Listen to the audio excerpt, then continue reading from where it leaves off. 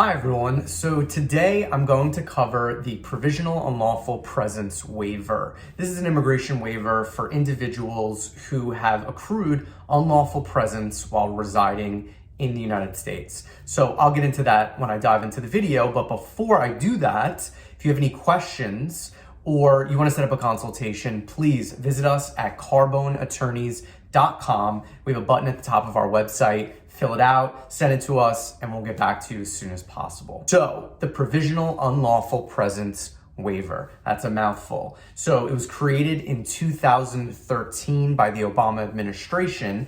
And what this waiver does, if you qualify, is it will waive your unlawful presence.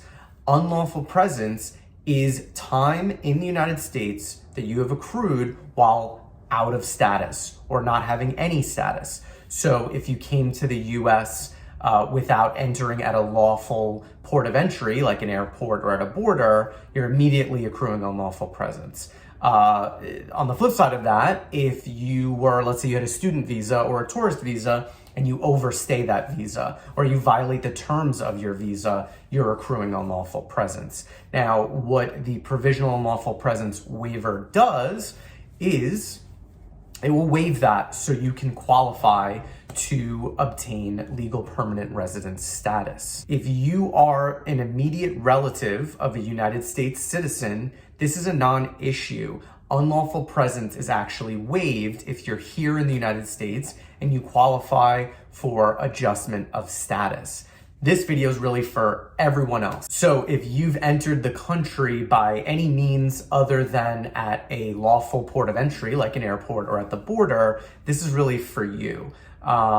This waiver is for these individuals who are accruing unlawful presence and don't qualify for adjustment of status. So what are the qualifications? What do you need to meet in order to qualify for this waiver? First, you must be the spouse, son, or daughter of a U.S. citizen or legal permanent resident. Next, and this is the most important aspect of this waiver, you have to show extreme hardship to your U.S. citizen or legal permanent resident spouse or parent if you are denied this waiver. Now, I can do an entire video on extreme hardship. I can't cover that in just this video alone. So to give you an example of like a really strong extreme hardship case is your US citizen or LPR relative has a severe medical condition that they are dependent upon you. And if you are not granted access into the United States and the ability to stay here, they might die. Or they might go into financial ruin, or you will go into financial ruin. But that's a typical like example when we think extreme hardship. There are other ways, but that's like one of the most common ways that people will typically apply under. Next, you have to be at least 17 years old. So if you're younger than that, unfortunately, that is a bar. You cannot qualify for the waiver. After that, you must be physically present in the United States at the time you file your waiver request.